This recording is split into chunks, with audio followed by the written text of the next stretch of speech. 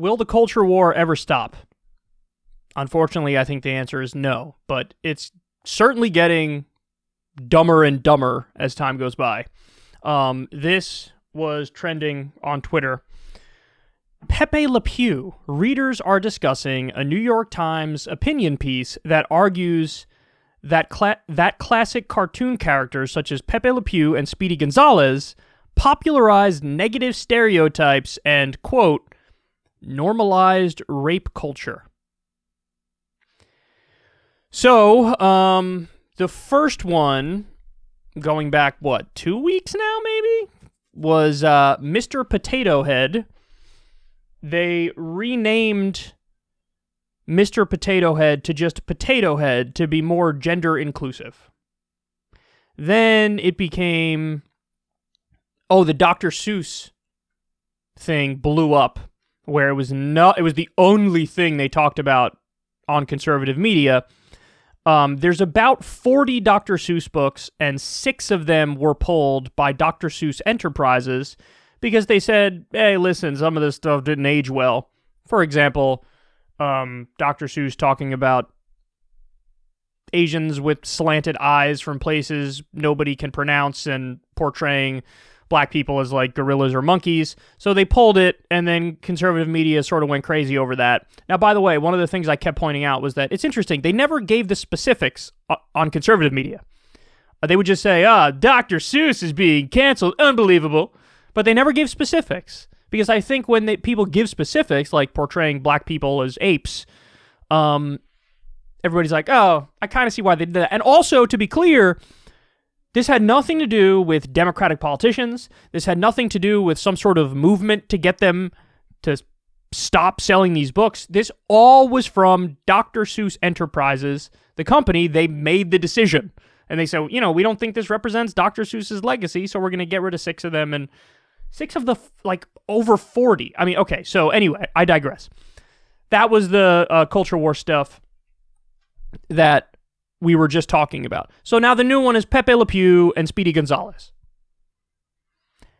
I don't know what else to say about this other than it is a giant distraction. In fact, Shoe Head, June, was tweeting, she's probably kidding or half kidding or whatever, but she was saying, not today, CIA, as if, the CIA is trying to cultivate the culture war bullshit to get everybody distracted with that while the status quo and business as usual keeps screwing them.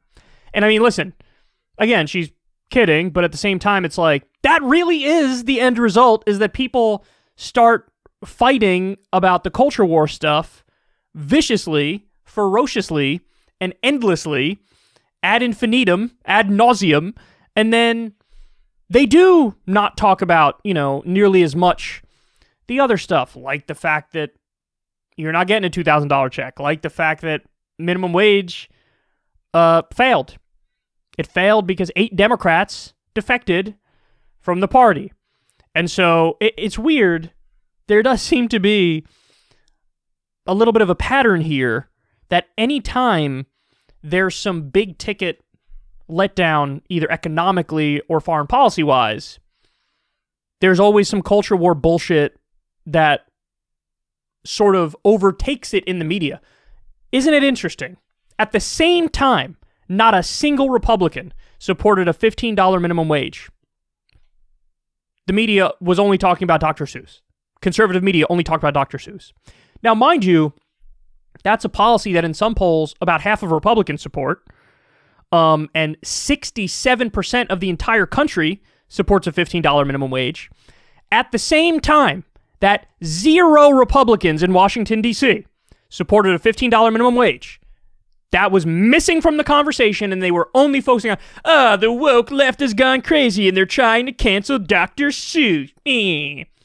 At the same time that Biden was bombing Syria and killing 22 people, at the same time he's escalating with Iran, we're talking about Pepe Le Pew and Dr. Seuss.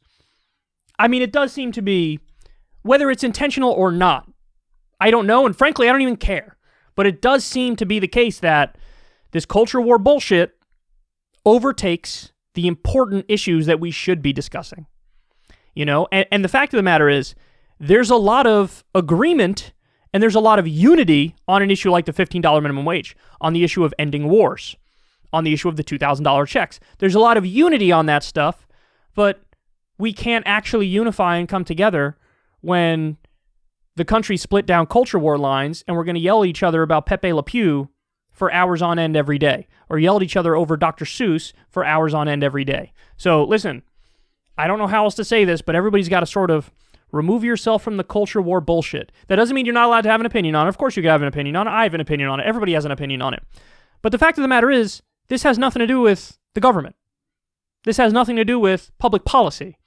And if you're talking about the non-public policy stuff, as public policy is actively screwing you and doing it right now, you lost the plot. You lost the plot. And you're missing where you would have the most positive impact if you put your attention there. So listen, I hate to let everybody down in the sense that I'm not really giving a take on Pepe Le Pew or Speedy Gonzalez here. But let's focus on the economy. Let's focus on class. Let's focus on income and wealth inequality. Let's focus on climate change. Let's focus on foreign policy. Let's focus on all the serious stuff and leave the children's cartoons and children's books to children.